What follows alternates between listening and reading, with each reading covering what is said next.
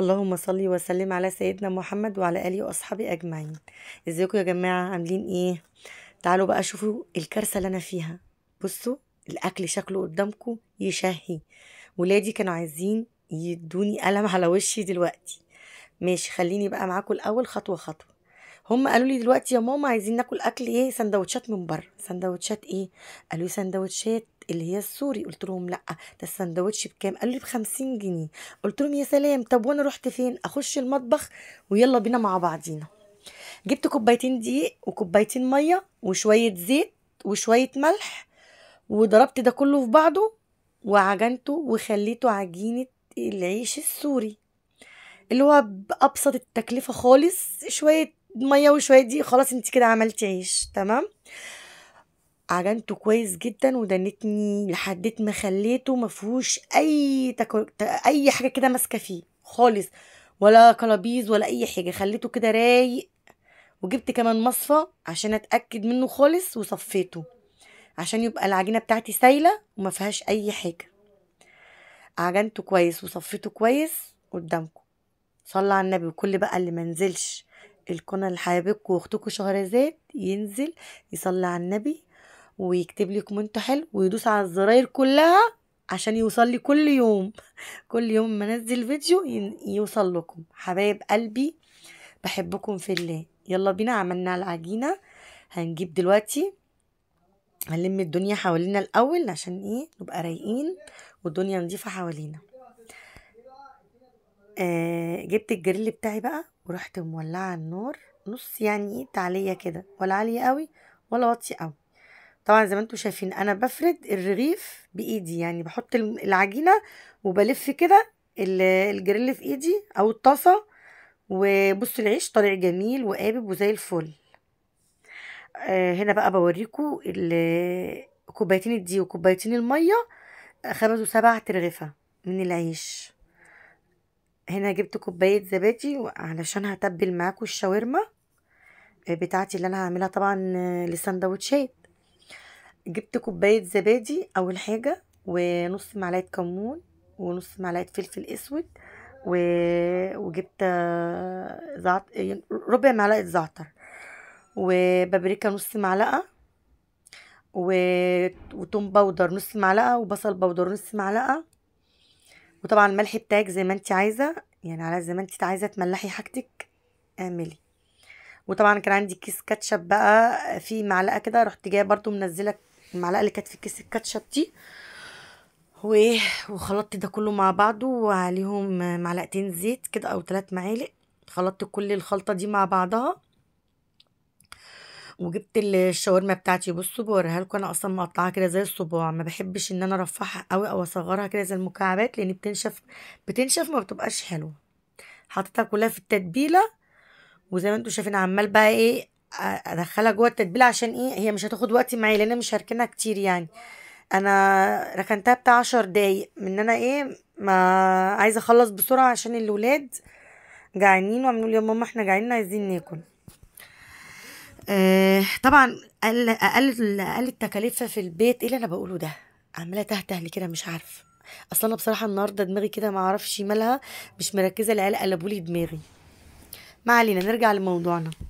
احنا دلوقتي يا جماعه عيالنا، العيل طبعا بيبقى عايز ياكل، بيشوف السندوتشات بره وعايز ياكل اكل من بره. بس احنا طبعا بأقل التكلفه في البيت ممكن نعمل كل حاجه احنا عيالنا عايزينها. يعني سندوتشات زي كده بدل ما اشتري من بره والاكل غالي جدا، يعني كتير عليا الفلوس دي كلها. طب ما انا اعمل كل حاجه في بيتي وبأقل التكلفه، وبكوبايتين دي عملت اللي انا عايزاه، وبصدر فرخه عملت اللي انا عايزاه. المهم خليني بقى معاكم عشان اشرح لكم. دي كوبايه ميه ومعلقتين نشا. كده انا بعمل التوميه بتاعت الشاورما. التوميه عارفينها اللي هي التوميه السوري. هركنهم على جنب.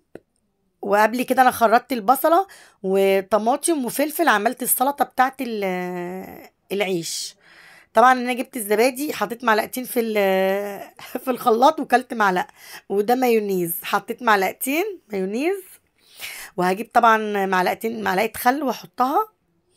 وهجيب معاكم ليمونه وهعصرها كده. زبادي، علبه زبادي وليمونه ومعلقه خل ومعلقه تومه هي انا حطيتها، ومعلقتين زيت، والخلطه اللي انا عملتها اللي هي كوبايه الميه ومعلقتين النشا دي في الاول بتحطيهم على النار لحد ما يتقلوا معاكي كده، وبعد كده تحطيهم على الخلطه اللي انت عملتيها مع الزبادي مع الليمون مع الخل مع كله، وبضربهم في الخلاط قدامك اهو. بضرب في الخلاط بقى ايه كذا مره لحد ما ايه ياخدوا مع بعضيهم كده، يعني كتير بتاع 5 دقايق ده انك تضربي فيهم كده. التوميه بتاعتي خلصت وحطيتها في الطبق، هي نازله تحسي انها طريه شويه. طبعا انا بحط عليها زيت وهي بتنضرب كتير، كل ما تلاقيها خفيفه بحط هنا كوبايه. هنا بقى كوبايه القهوه دي ظبطت لي دماغي بصراحه، انا فصلت خالص.